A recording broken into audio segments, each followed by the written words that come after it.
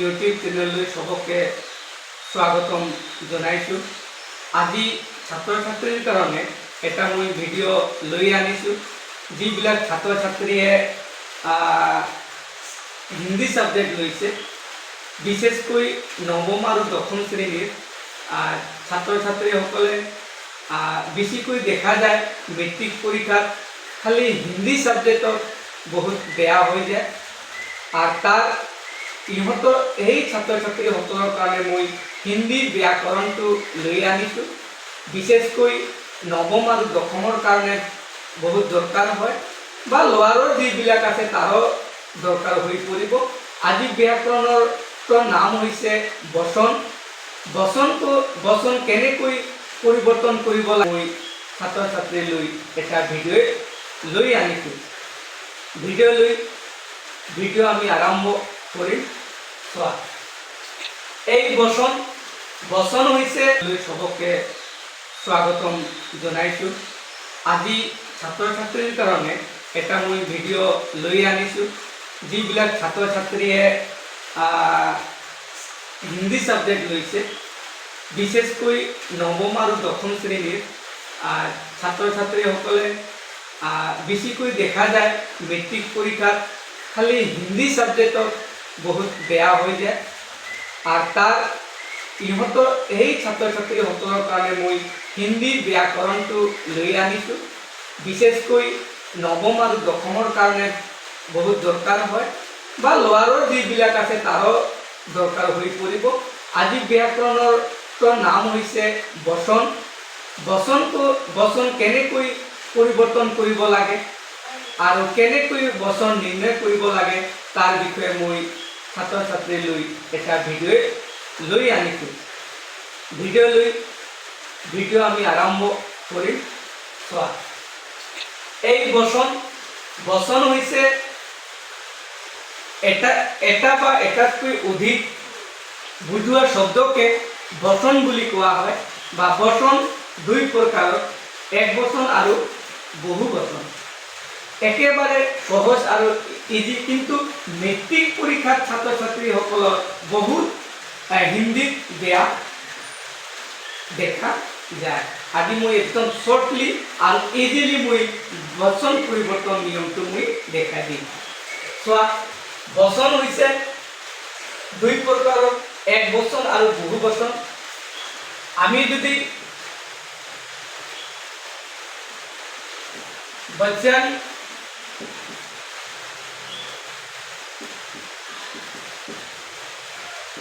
परिवर्तन करो, বচন পৰিৱৰ্তন কৰিবলৈ গ'লে এক বচনৰ পৰা বহু বচনলৈ আৰু বহু বচনৰ পৰা এক বচনলৈ আনাকে বচন পৰিৱৰ্তন বুলি কোৱা হয়। যেনেকৈ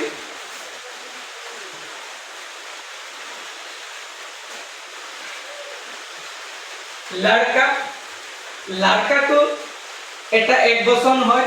এইটো এই এক বচনৰ পৰা কেনেকৈ বহু বচন কৰিব লাগে এইটো একেবাৰে ইজি নিয়ম। মোৰ ছাত্ৰ ছাত্ৰীসকলক চোৱা, যে শব্দৰ যিকোনো শব্দৰ শেষত যদি আকাৰ থাকে, সেই শব্দটো বচন পৰিৱৰ্তন কৰিবলৈ হলে কেৱল আকাৰটো উঠাই একাৰ বহাই দিলে বহু বচনলৈ পৰিৱৰ্তন হয়। চোৱা,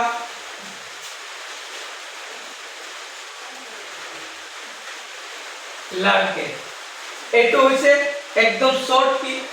তোমালোকে এইটোই কথা মনত ৰাখিবি যে শব্দৰ শেষত যদি আকাৰ থাকে, তেনেহলে এই আকাৰটো উঠাই একাৰ বহাই দিলে বহু বচনলৈ পৰিৱৰ্তন হয়। আৰু চোৱা,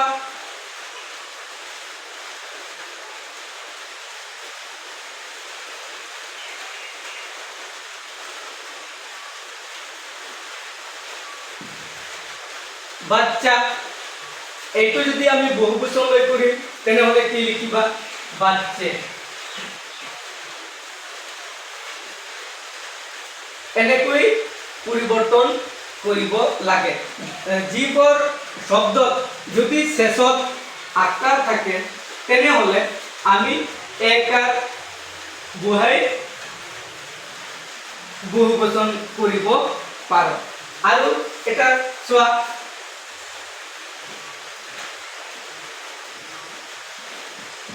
ঘোড়া, ঘোড়াটো হ'ব কি, কেনেকৈ পৰিৱৰ্তন কৰিবা? ঘোড়া ঘৰে,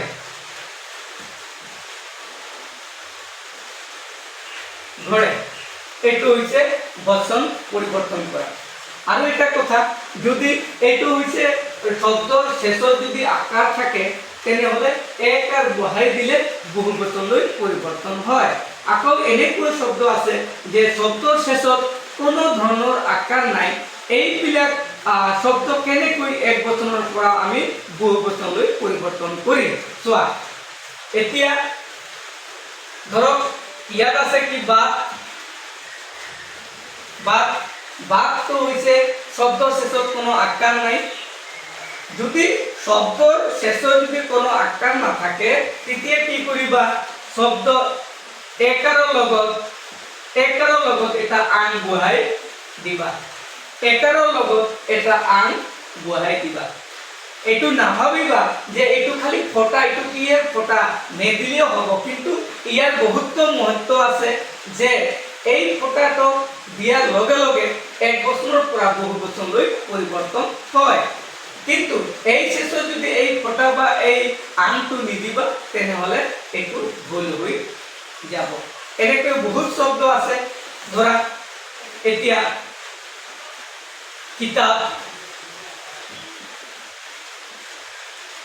কিতাপ এই এটা শব্দ, এই কিতাপ, কিতাপৰ শেষত কোনো ধৰণৰ আকাৰ নাই, তেনেহ'লে এইটো কেনেকৈ বচন পৰিৱৰ্তন কৰিবা? কিতাপ, কিতাবে, ইয়াৰ লগত এক আৰু লগত আং বহাই দিলেহে কি হ'ব? পৰিৱৰ্তন হৈ যাব, এক বচনৰ পৰা বহু বচনলৈ পৰিৱৰ্তন হ'ব। ইয়াত ধৰক আৰু ইয়াত যদি আমি লিখিম বেহেন,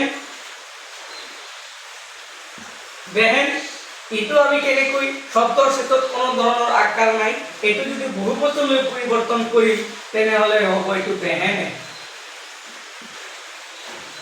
বেহেনে। এনেকুৱা শব্দৰ শেষত যদি কোনো ধৰণৰ আকাৰ নাথাকে তেতিয়া তাৰ আগত একাৰৰ লগত আং বহাই বচন পৰিৱৰ্তন কৰা হয়। তো এনেকুৱা ঠিক তেনে এইটো ক্লিয়াৰ হৈছে না? আৰু এবাৰ মই কৈ আছো, শব্দৰ শেষত যদি আকাৰ থাকে তেনেহ'লে একাৰ বহাই বহুবচনলৈ পৰিৱৰ্তন হয়, আৰু শব্দৰ শেষত যদি কোনো ধৰণৰ আকাৰ নাথাকে, কোনো ধৰণৰ যদি আকাৰ নাথাকে তেতিয়া একাৰ লগত আং বহাই দিলে বচন পৰিৱৰ্তন হয়। চোৱা, আৰু এনেকুৱা বহুত শব্দ আছে যে যদি শব্দৰ শেষত যদি দীৰ্ঘিকাৰ থাকে তেনেহ'লে বচন পৰিৱৰ্তন কেনেকৈ কৰিবা? চোৱা মনোযোগেৰে,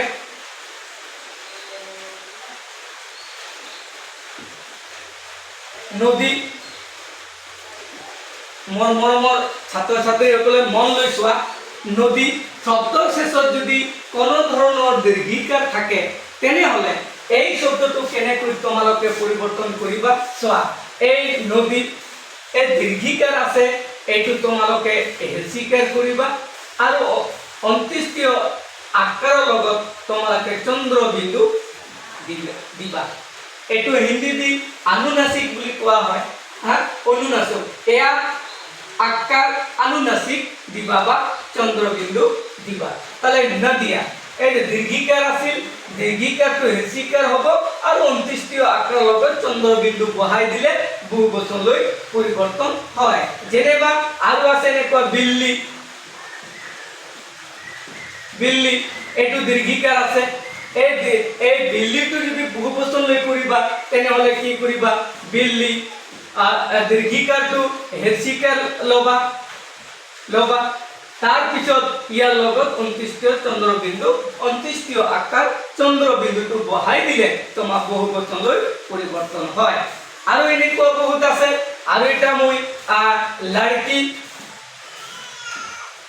লড়কি এই এই লড়কি শব্দটো তোমালোকে বহু বচন কেনেকৈ কৰিবা শেষত কি আছে দীৰ্ঘিকাৰ আছে কেৱল আমি দীৰ্ঘিকাৰটো লক্ষ্য কৰিম এই দীৰ্ঘিকাৰটো হ্ৰস্বইকাৰ দিয়াৰ লগে লগে 29টো আকাৰ চন্দ্ৰবিন্দু বহাই দিলে বহু বচনলৈ পৰিৱৰ্তন হয় চোৱা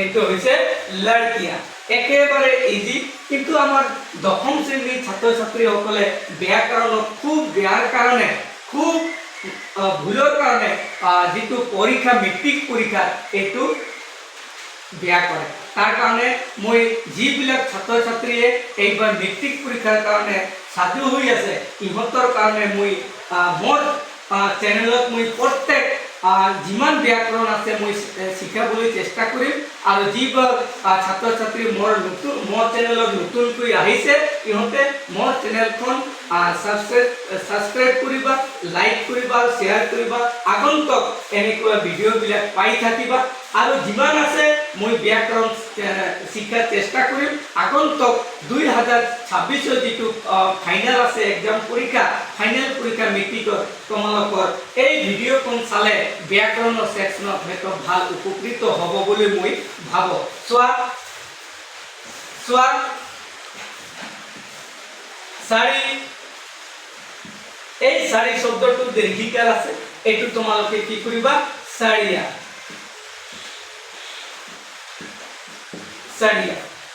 এইবিলাক হৈছে যদি দীৰ্ঘিকাৰ থাকে তেনেহলে হ্ৰস্বইকাৰ হৈ যাব হ্ৰস্বইকাৰ অহাৰ লগে লগে 29টো আকাৰ চন্দ্ৰবিন্দু বহাই দিলে বহু বচনলৈ পৰিৱৰ্তন হ'ব তাহলে আজি এই বচন পৰিৱৰ্তনটো বুজাইছো আৰু ইয়াৰ নিৰ্ণয়টো কেনেকৈ কৰিব লাগে মই আগন্তুক ভিডিঅ'লৈ মই ছাত্ৰ ছাত্ৰীসকলক বুজাবলৈ চেষ্টা কৰিম তো আকৌ এবাৰ মই কৈছো যিবিলাক ছাত্ৰ ছাত্ৰীয়ে মোৰ চেনেলত নতুন আহিছে মোৰ চেনেলটো সাবস্ক্ৰাইব আৰু লাইক আৰু শ্বেয়াৰ কৰিব যাতে আগন্তুক ভিডিঅ' এনেকুৱা ব্যাকৰণ সেকশনৰ যিমান হিন্দী ব্যাকৰণ যিমান আছে মোৰ চেনেলত আহিলে সম্পূৰ্ণ ব্যাকৰণৰ হিন্দী ব্যাকৰণ একদম সঠিককৈ একদম ইজিলি সহজ নিয়মত মই বুজাই দিম আগন্তুক পৰীক্ষাৰ কাৰণে তোমালোকৰ উপকৃত হ'ব বুলি মই আশা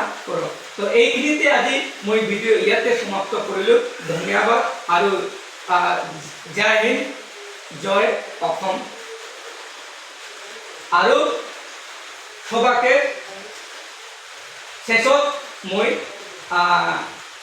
ভিডিঅ'খন ইয়াতে সমাপ্ত কৰিলোঁ ধন্যবাদ আৰু জোহাৰ